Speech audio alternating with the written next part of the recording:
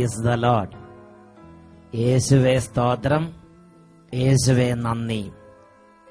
Shalom ചാനലിന്റെ എല്ലാ പ്രേക്ഷകർക്കും കർത്താവായ യേശു ക്രിസ്തുവിന്റെ മഹോന്നതമായ നാമത്തിൽ കൃപയും സമാധാനവും.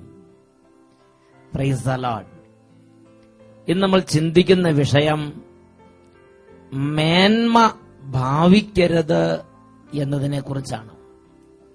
റോമാലേഖനം 12-ാം അധ്യായം 3-ാം തിരുലിഖിതം. ഉള്ളതിലധികം മേന്മ ആരും ഭാവിക്കരുത്.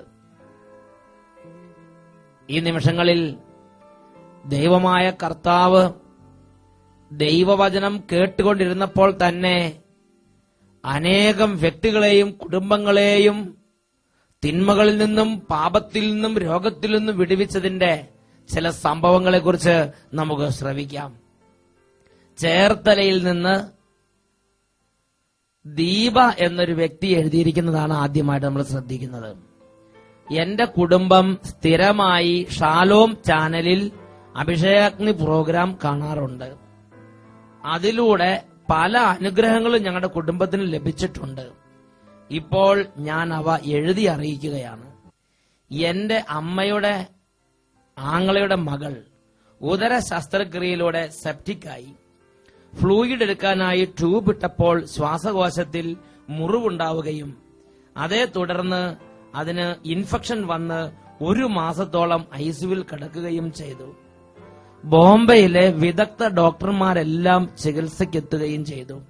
അവസാനം ഒന്നും ചെയ്യാൻ പറ്റുകയില്ല, ദൈവത്തിൽ ആശ്രയിക്കുക എന്ന് ഡോക്ടർമാർ നിർദ്ദേശിച്ചു. ഞങ്ങൾ എല്ലാവരും കരഞ്ഞു പ്രാർത്ഥിച്ചു. അഭിഷേകാഗ്നി പ്രോഗ്രാമിന്റെ സമയത്ത് സാക്ഷ്യപ്പെടുത്താം, ജീവൻ തിരിച്ചു തരണമേ എന്ന് ഞങ്ങൾ കേണപേക്ഷിച്ചു. 6 മാസം ആശുപത്രിയിലായിരുന്നു.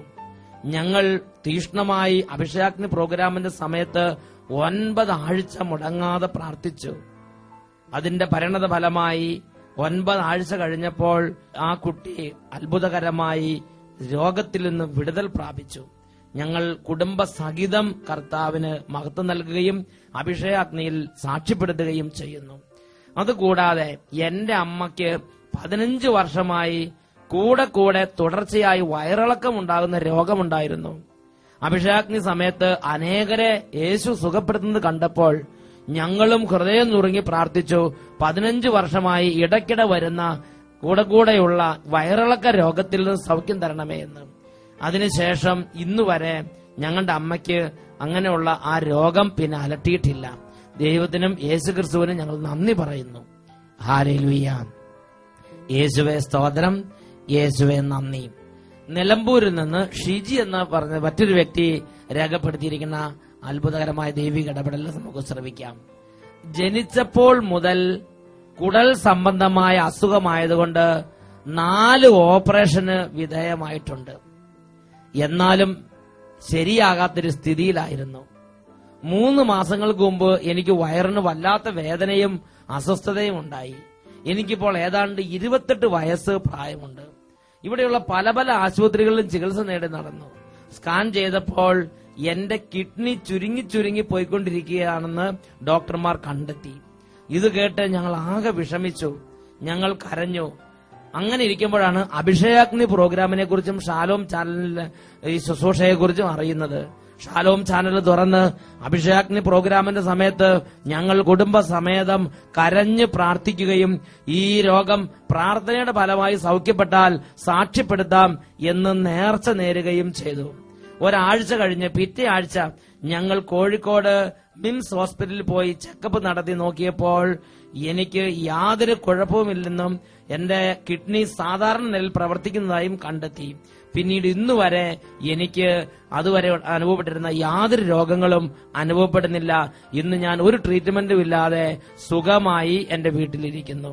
ഞാൻ എന്റെ യേശുക്രിസ്തുവിന് കോടാനുകോടി നന്ദി അർപ്പിക്കുന്നു. ഷിജിമോൾ നിലമ്പൂരിൽ നിന്ന് സാക്ഷ്യപ്പെടുത്തുന്നു. ചെറുപ്പം തൊട്ട് കുടലിലുണ്ടായിരുന്ന രോഗപീഠ ഏതാണ്ട് 28 വർഷക്കാലം അനുഭവിച്ചു തീർത്ത രോഗത്തിന്റെ വേദന അഭിഷേകാഗ്നി പ്രോഗ്രാമിന്റെ സമയത്ത് ഈ ഷിജി എന്ന് പറയുന്ന ഈ വ്യക്തി യേശുവേ എന്ന് വിളിച്ച് പ്രാർത്ഥിച്ചപ്പോൾ കർത്താവിന്റെ അത്ഭുത നാമത്തിൽ വിട്ടുമാറിപ്പോയി. ഇപ്പോൾ ഈ നിമിഷങ്ങളിൽ കർത്താവായി യേശു ക്രിസ്തുവിന്റെ ഉന്നത ശക്തി വ്യാപരിക്കാൻ ആഗ്രഹിക്കാം. കരങ്ങൾ രണ്ടും മാറോട് ചേർത്ത് വെച്ച് ചെറിയ കുഞ്ഞുങ്ങൾ മുതൽ വലിയവർ വരെ എല്ലാവരും പ്രാർത്ഥിക്കട്ടെ. യേശു ക്രിസ്തുവിന്റെ നാമം ആരാത്മാർത്ഥമായി വിളിച്ചപേക്ഷിക്കുന്നുവോ അവരുടെ മേൽ വ്യാപരിക്കുന്ന നിമിഷങ്ങളാണിത്. രോഗത്തിന്റെ മേൽ യേശുവിന്റെ നാമം വ്യാപരിക്കും. തിന്മയുടെ മേൽ യേശുവിന്റെ നാമം വ്യാപരിക്കും. പാരമ്പര്യ ബന്ധനങ്ങളുടെ മേൽ യേശുവിന്റെ നാമം വ്യാപരിക്കും.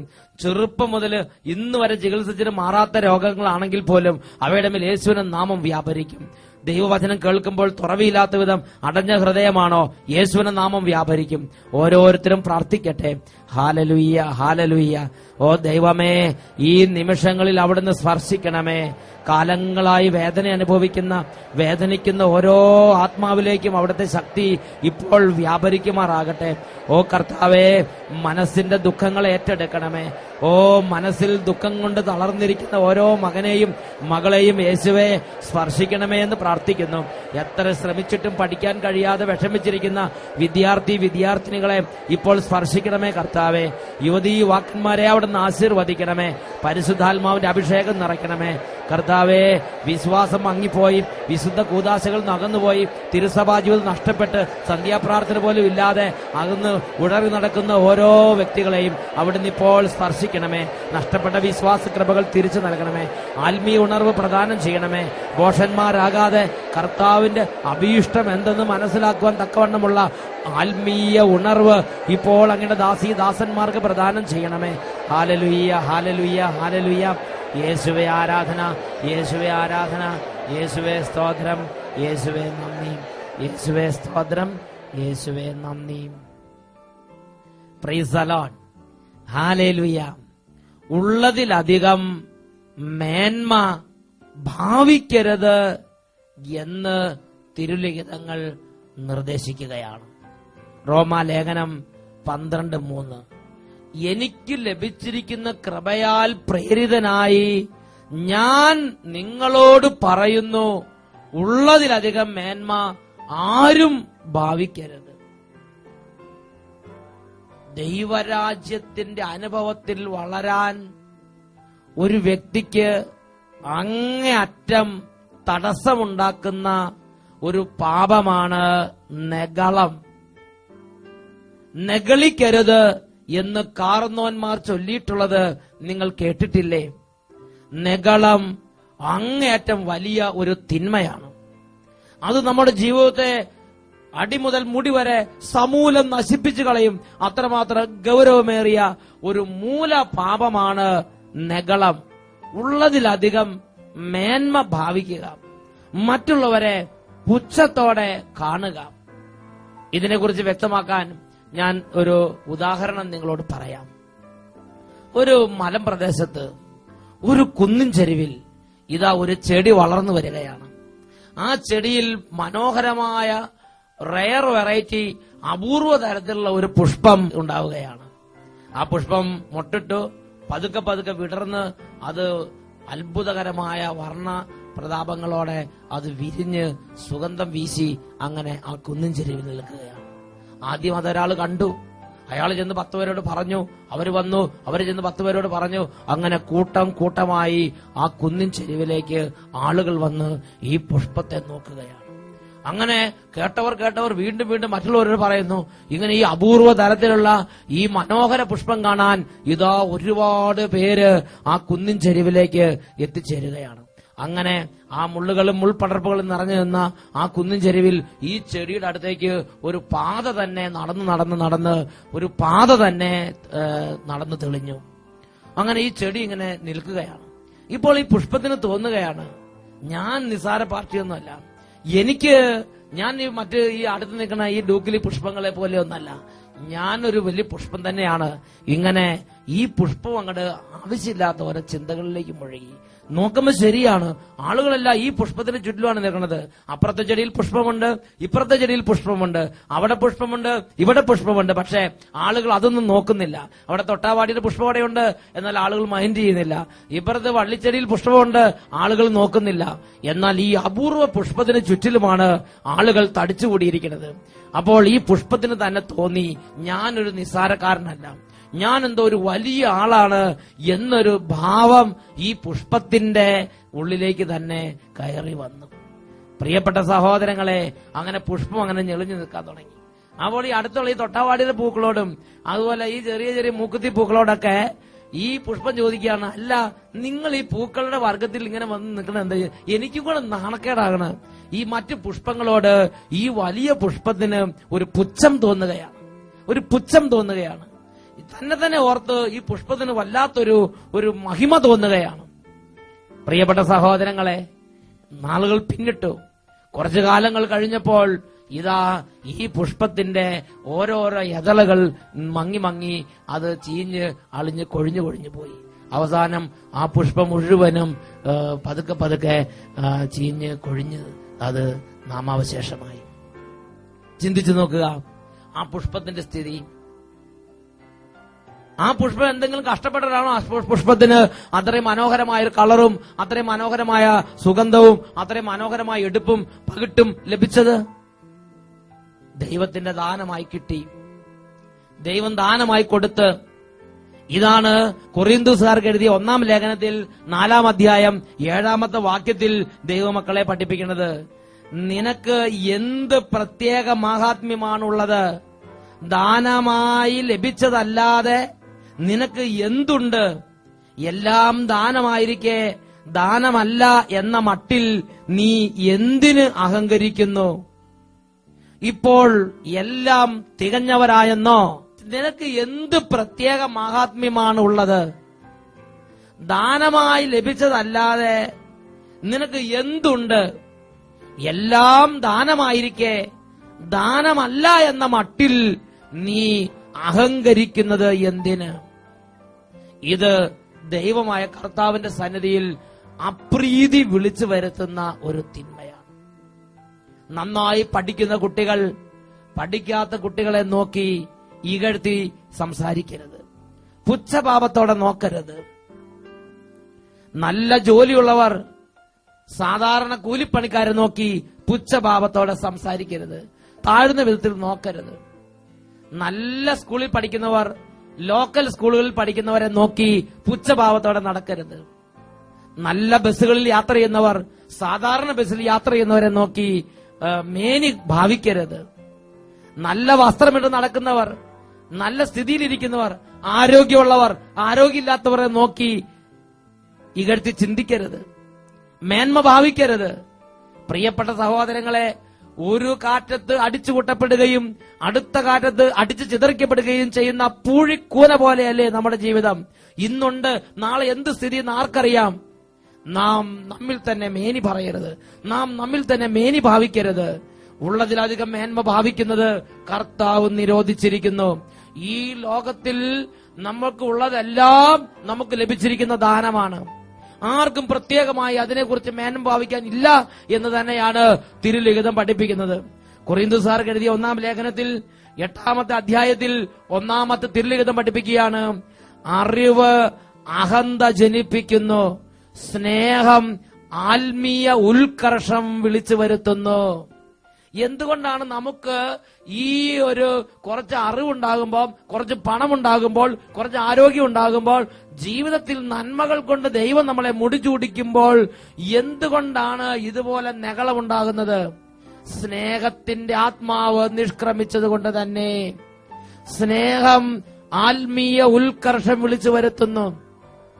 ഈ ജീവിതത്തിലെ ഓരോ നന്മകളും എനിക്കും നിങ്ങൾക്കും ആത്മീയ ഉത്കർഷമാക്കി രൂപാന്തരപ്പെടുത്താൻ പ്രവർത്തിക്കുന്നത് സ്നേഹത്തിന്റെ ആത്മാവാണ്. പ്രിയപ്പെട്ട ദൈവമക്കളെ, ജീവിതത്തിലെ നന്മകൾ, ജീവിതത്തിലെ ഉയർച്ച, ജീവിതത്തിലെ വളർച്ച, ഇതെല്ലാം എനിക്കും നിങ്ങൾക്ക് ആത്മീയ ഉത്കർഷത്തിന് വേണ്ടി അത്രേ കർത്താവ് വർഷിച്ചിരിക്കുന്നത്. യാക്കോബ് ശ്ലീഹയുടെ ലേഖനം 4-ാം അധ്യായത്തിൽ 6-ാം തിരുലിഖിതം, അവിടുന്ന് കൃപാവരം ചൊരിയുന്നു, അവിടുന്ന് നന്മ ചൊരിയുന്നു, അവിടുന്ന് അഭിഷേകം ചൊരിയുന്നു. ഇത് കൂലി കൊടുത്തിട്ട് കിട്ടണതല്ല, ഇത് പണം കൊടുത്തിട്ട് കിട്ടുന്നതല്ല, ഇത് ദൈവം ദാനമായി ചൊരിയുന്നതാണ്. നമ്മുടെ ജീവിതത്തിലുള്ള എല്ലാ കാര്യങ്ങളും, അത് പാരമ്പര്യമാകട്ടെ, അത് അറിവാകട്ടെ, ബുദ്ധിശക്തിയാകട്ടെ, മേന്മയാകട്ടെ, ആരോഗ്യമാകട്ടെ, ജോലിയാകട്ടെ, കഴിവുകളാകട്ടെ, കുടുംബമാകട്ടെ, മക്കളാകട്ടെ, മാതാപിതാക്കളാകട്ടെ, ഈ ലോകത്തിലുള്ള സമസ്ത നന്മകളും ദൈവം നമ്മുടെ മേൽ ദാനമായി ചൊരിഞ്ഞിരിക്കുന്നതത്രേ. യാക്കോബ് 4:6 അവിടുന്ന് കൃപാവരം നമ്മുടെ മേൽ ദാനമായി ചൊരിയുന്നു. പെരുമഴ ചൊരിയുന്നത് പോലെ ദൈവം ദാനമായി നമ്മുടെ മേൽ കൃപാവരം ചൊരിയുന്നു. ദൈവം ചൊരിഞ്ഞിട്ട് നമ്മൾ സ്വീകരിച്ചിട്ടുള്ളത് മാത്രമാണ് ഇപ്പോൾ നമ്മുടെ കൈകളിലുള്ളത്. അതിനെക്കുറിച്ച് മേന്മ പറയുന്നത്, മേനി ഭാവിക്കുന്നത് കർത്താവിന് ഇഷ്ടമല്ല. പണ്ട് ഒരു വലിയ ലൈറ്റ് ഇതാ പട്ടണത്തിന്റെ നടുവിൽ കത്തി നിൽക്കുകയാണ്. അങ്ങനെ ഏതാണ്ട് 10,000 വാട്ട് പവർ ഉള്ള ഒരു ലൈറ്റാണ്. ആ ലൈറ്റ് അവനെ കത്തി ജ്വലിച്ച് നിൽക്കുമ്പോൾ രാത്രി 12 മണി സമയത്ത് ഇതാ ആ വഴി ഒരു പാവപ്പെട്ട മനുഷ്യൻ ഒരു ചെറിയ മെഴുകുതിരിയും കത്തിച്ച് പിടിച്ചുകൊണ്ട് കടന്നു പോവുകയാണ്. ഉടനെ ഈ വലിയ ലൈറ്റിന് ഈ ചെറിയ മെഴുകുതിരിയോട് ഒരു പുച്ഛം തോന്നി. അതിങ്ങനെ താഴത്തേക്ക് നോക്കി. അത് ചോദിച്ച്, ഈ മെഴുകുതിരിയൊക്കെ എന്താ ഇങ്ങനെ ലൈറ്റിന്റെ വർഗത്തിന്, പ്രകാശത്തിന്റെ വർഗത്തിന് നാണക്കേട് ഉണ്ടാക്കിക്കൊണ്ട് ഇതുപോലെയുള്ള ഡ്യൂക്കിലിറ്റ് സാധനങ്ങളൊക്കെ എന്തിനാണ് ജീവിച്ചിരിക്കുന്നത്? അതിന് നാണക്കേട് തോന്നുകയാണ്. പ്രിയപ്പെട്ട സഹോദരങ്ങളെ, ഈ 10,000 വാട്ട് പവറിൽ ജ്വലിച്ചു നിൽക്കുന്ന ബൾബിന് ഈ മെഴുകുതിരി കണ്ടപ്പോ പുച്ഛം തോന്നുകയാണ്. അതിനെ ഇകഴ്ത്തി സംസാരിക്കാൻ തോന്നുകയാണ്. അതിനൊരു അവജ്ഞ തോന്നുകയാണ്. ലുക്കിംഗ് ഡൗൺ ടു അതേഴ്സ്, ഇങ്ങനെ അതിനെ താഴ്ത്തി ഇകഴ്ത്തി നോക്കിക്കൊണ്ട് അതിനെക്കുറിച്ച് പലതും ചിന്തിക്കുകയാണ്. അങ്ങനെ അതങ്ങനെ ഗമയോടെ രാത്രി മുഴുവൻ അവിടെ തലയെടുപ്പോടെ നിന്നു. നേരം വെളുത്തു. 6 മണിയായി, 7 മണിയായി, 8 മണിയായി, സൂര്യൻ ഉദിച്ചുയർന്നു. 11 മണിയായി, 12 മണിയായി. അതിനെ ഓഫാക്കാൻ ആരും ഉണ്ടായിരുന്നില്ല. 12 മണിയായി. ഇതാ മധ്യാഹ്ന സൂര്യൻ കത്തി ജ്വലിച്ച് നിൽക്കുമ്പോ ഈ 10,000 വാട്ട് പവറുള്ള ലൈറ്റിന്റെ പ്രകാശം ആരും ഗവനിക്കുന്നില്ല. അതവിടെ കത്തി നിൽപ്പുണ്ട്. ധാരാളം ആളുകൾ റോഡിലൂടെ നടന്നു പോകുന്നു. എന്നാൽ ആരും ഈ ലൈറ്റിന്റെ പ്രകാശത്തെ ഗവനിക്കുന്നില്ല. ആ സൂര്യപ്രകാശത്തിന് മുമ്പിൽ കത്തി നിൽക്കുന്ന ഈ ലൈറ്റിനെ കുറിച്ച് പലർക്കും പലതരത്തിലുള്ള ബുദ്ധിമുട്ട് തോന്നുകയാണ്. ആരും അതിനെ ഗവനിക്കുന്നില്ല, ആരും അതിനെ വിലമതിക്കുന്നില്ല, ആരും അതിനെ ശ്രദ്ധിക്കുന്നില്ല. പ്രിയപ്പെട്ട ദൈവമക്കളെ, നമ്മൾ മേനി പറയുകയാണെങ്കിൽ ദൈവത്തിന്റെ കഴിവിന്റെ മുമ്പിലേക്ക് വന്ന് ദൈവത്തോട് തുലനം ചെയ്തിട്ട് മേനി പറയുക. കാരണം ദാനമായി നൽകിയ ദാതാവിന്റെ മുമ്പിൽ വന്നിട്ടാണ് നമ്മുടെ പരിപൂർണതയെ നമ്മൾ അളക്കേണ്ടത്. എന്റെ മേന്മയെ ഞാൻ അളക്കേണ്ടത്, എന്റെ പൂർണ്ണതയെ ഞാൻ അളക്കേണ്ടത്, എന്റെ വിശുദ്ധിയെ ഞാൻ അളക്കേണ്ടത്, എന്റെ കഴിവിനെ ഞാൻ അളക്കേണ്ടത് ഞാൻ ഏതെങ്കിലും പാവപ്പെട്ട മനുഷ്യനോട് എന്നെ തന്നെ തുലനം ചെയ്തുകൊണ്ടല്ല. എനിക്കിതെല്ലാം നൽകിയ എന്റെ ദാതാവിന്റെ മുമ്പിൽ വന്നിട്ട് ഞാൻ എന്റെ പൂർണ്ണതയെ അളക്കണം. എനിക്കിതെല്ലാം നൽകിയ എന്റെ ദൈവത്തിന്റെ മുമ്പിൽ വന്നിട്ട് എന്റെ വിശുദ്ധിയെ ഞാൻ അളക്കണം. എന്റെ ദൈവത്തിന് മുമ്പിൽ വന്നിട്ട് എന്റെ കഴിവുകളെ ഞാൻ നോക്കണം. എന്റെ താലന്തുകൾ എന്റെ ദൈവം ആഗ്രഹിച്ച വിധം ഞാൻ വളർത്തിയിട്ടുണ്ടോ? ദൈവത്തിന് മുമ്പിലേക്ക് വരിക, നിങ്ങളുടെ കണക്കുകൾ നിരത്തി വെക്കുക. ദൈവത്തിന് മുമ്പിലേക്ക് വരിക, നിങ്ങളുടെ അവകാശവാദങ്ങൾ പറയുക. നിങ്ങളുടെ വാദം അവിടെ നിലനിൽക്കുമോ ഇല്ലയോ എന്ന് അപ്പോൾ നമുക്കറിയാം. ഇതാണ് കൊരിന്ത്യസ്കാർക്ക് എഴുതിയ ലേഖനത്തിൽ അപ്പോസ്തലൻ പഠിപ്പിക്കുന്നത്. കൊരിന്ത്യസ്കാർക്ക് എഴുതിയ 1-ാമത്തെ ലേഖനത്തിൽ 4-ാമത്തെ അധ്യായത്തിൽ 5-ാമത്തെ തിരുലിഖിതം, അന്ധകാരത്തിൽ മറഞ്ഞിരിക്കുന്നവയെ വെളിച്ചത്ത് കൊണ്ടുവരുന്നവനും ഹൃദയ രഹസ്യങ്ങൾ വെളിപ്പെടുത്തുന്നവനും അവനാണല്ലോ. അപ്പോൾ അവനിൽ നിന്ന് നിങ്ങൾക്ക് പ്രശംസ ലഭിക്കും. അന്ധകാരത്തിൽ മറഞ്ഞിരിക്കുന്നവനെ വെളിച്ചത്ത് കൊണ്ടുവരുന്നവനും ഹൃദയ രഹസ്യങ്ങളെ വെളിപ്പെടുത്തുന്നവനും അവനാണല്ലോ. അപ്പോൾ അവനിൽ നിന്ന് നിങ്ങൾക്ക് പ്രശംസ ലഭിക്കും. പ്രിയപ്പെട്ട ദൈവമക്കളെ, അതുകൊണ്ട് 1 കൊരിന്തോസ് 10-ാം അധ്യായത്തിൽ 12-ാമത് തിരുലിഖിതത്തിൽ അപ്പോസ്തലനോട് പരിശുദ്ധാത്മാവ് പഠിപ്പിക്കുകയാണ്, ആകയാൽ നിൽക്കുന്നു എന്ന് വിചാരിക്കുന്നവൻ വീഴാതെ സൂക്ഷിക്കട്ടെ. ആകയാൽ നിൽക്കുന്നു എന്ന് വിചാരിക്കുന്നവൻ വീഴാതെ സൂക്ഷിക്കട്ടെ. എന്തെങ്കിലും ഉണ്ട് എന്ന് ചിന്തിച്ചുകൊണ്ടിരിക്കുന്നവൻ അത് നഷ്ടപ്പെടാതിരിക്കാൻ എളിമപ്പെട്ട് ദൈവസന്നിധിയിൽ പ്രാർത്ഥിക്കട്ടെ. വിശുദ്ധ ലിഖിതം ദൈവമക്കൾക്ക് നൽകുന്ന വ്യക്തമായ നിർദ്ദേശം റോമാലേഖനത്തിൽ നമ്മൾ കാണുന്നുണ്ട്. റോമാലേഖനം 12-ാം അധ്യായം അതിൽ 16-ാം തിരുലിഖിതം, എല്ലാവരും ഔദത്യം വെടിഞ്ഞ് എളിയവരുടെ തലത്തിലേക്ക് ഇറങ്ങി വരട്ടെ. ഔദത്യം വെടിഞ്ഞ് എളിയവരുടെ തലത്തിലേക്ക് ഇറങ്ങി വരുന്നവരുടെ മേലാണ് കർത്താവ് തന്റെ കടാക്ഷം അയക്കുന്നത്. വീണ്ടും തിരുലിഖിതം പഠിപ്പിക്കുകയാണ്. 2 കൊരിന്തോസ് 3-ാം അധ്യായം 5-ാം തിരുലിഖിതം 2 കൊരിന്തോസ് 3:5. ഇവിടെ ശ്ലീഹ തന്റെ തന്നെ അവസ്ഥ ദൈവസന്നിധിയിൽ അപ്പോസ്തലനായ പൗലോസ് ശ്ലീഹ എങ്ങനെയാണ് മേന്മ ഭാവിക്കുന്നത്? അപ്പോസ്തലനായ പൗലോസ് ശ്ലീഹ കൊരിന്ത്യർക്കെഴുതിയ 2-ാം ലേഖനം 3-ാം അധ്യായം 5-ാം വാക്യത്തിൽ പറഞ്ഞ എങ്ങനെയാണ്?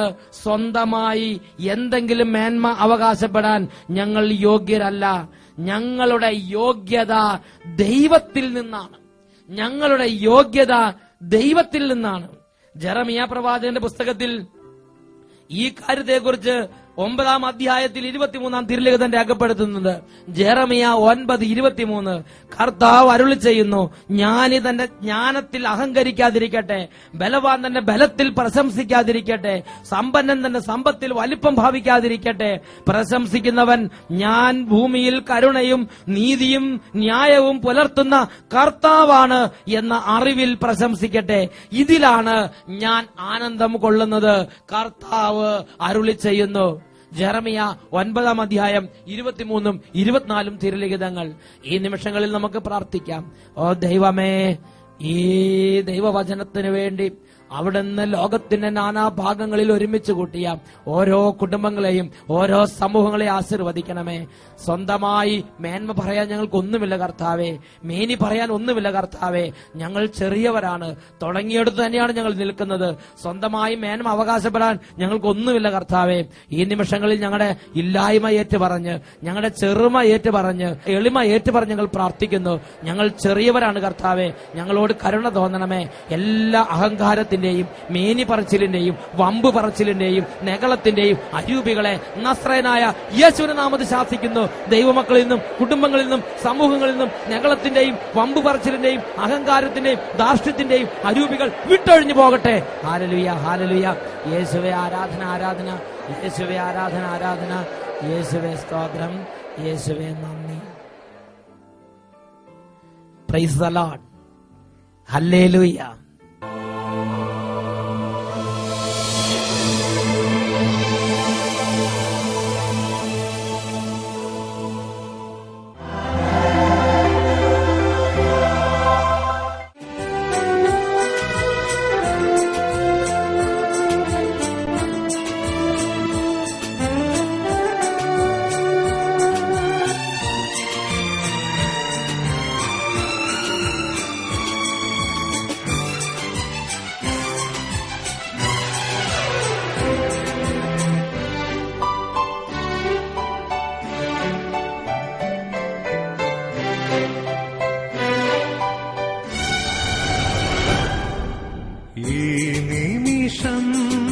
സ്വർഗീയ നിമിഷം, മാലാഖമാർ ചേരും നിമിഷം. ഈ നിമിഷം സ്വർഗീയ നിമിഷം, മാലാഖമാർ ചേരും നിമിഷം. ആരാധ്യനാഥൻ അണയുന്ന നേരം, അനുഗ്രഹദായക നിമിഷം.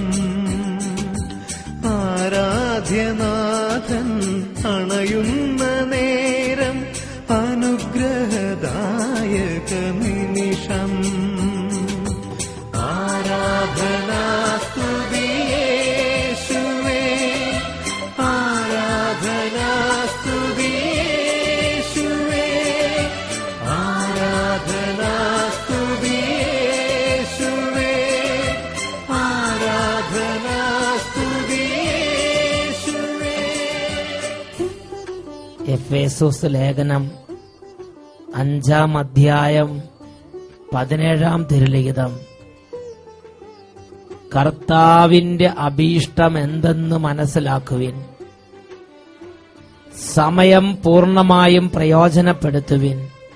ദൈവമേ, ഈ കാലഘട്ടത്തിൽ അനേകം ദൈവമക്കളിൽ ദൈവകൃപ ദുർബലപ്പെടുത്തുന്ന അഹങ്കാരത്തിന്റെയും നെകളത്തിന്റെയും അരൂപികളെയും ശക്തികളെയും തകർത്ത് എളിമയുടെ കൃപാവരങ്ങൾ ഞങ്ങൾക്ക് ചൊരിഞ്ഞു തരണമേ. 2 കരങ്ങളും കർത്താവിങ്കിലേക്ക് ഉയർത്തുക. രോഗികൾ അവരുടെ രോഗപീഠകൾ സമർപ്പിച്ച് പ്രാർത്ഥിക്കട്ടെ. ഹൃദയത്തിൽ തകർന്നിരിക്കുന്നവർ വേദന സമർപ്പിച്ച് പ്രാർത്ഥിക്കട്ടെ. നിഗളവും അഹങ്കാരവും പീഡിപ്പിക്കുന്നവർ അതിന്റെ പീഡകളിൽ നിന്ന് വിടുതലിനായി പ്രാർത്ഥിക്കട്ടെ. എല്ലാവരും സ്തുതിക്കുന്നു. Hallelujah, hallelujah, hallelujah. കർത്താവേ, അങ്ങയുടെ അത്ഭുത ശക്തി ഇപ്പോൾ വ്യാപരിക്കട്ടെ. രോഗികളിലേക്ക്, ക്ഷീണിതരിലേക്ക്, തകർന്നവരിലേക്ക്, ദുർബലരിലേക്ക്, എല്ലാ തരത്തിലുള്ള കണ്ണുനീരാലും നിറഞ്ഞ ജീവിതങ്ങളിലേക്ക് അത്ഭുതകരമായ ദൈവിക ശക്തി പ്രവഹിക്കട്ടെ. കർത്താവെ, സഹായിക്കാൻ ആരുമില്ലാത്ത വിധം തകർന്നുകൊണ്ടിരിക്കുന്ന കുടുംബങ്ങളിലേക്ക് അങ്ങയുടെ അത്യത്ഭുത ശക്തി വ്യാപരിക്കട്ടെ. യേശുവിന്റെ ശക്തിയാൽ തിന്മകളും ആധിപത്യങ്ങളും നിർവീര്യമാകട്ടെ. യേശുവിന്റെ ശക്തിയാൽ പൈശാചിക കോട്ടകൾ തകർന്നു വീഴട്ടെ. Hallelujah, hallelujah. യേശുവേ ആരാധന, ആരാധന. യേശുവേ സ്തോത്രം. യേശുവേ അണയുന്ന നേരം അനുഗ്രഹദായകനീ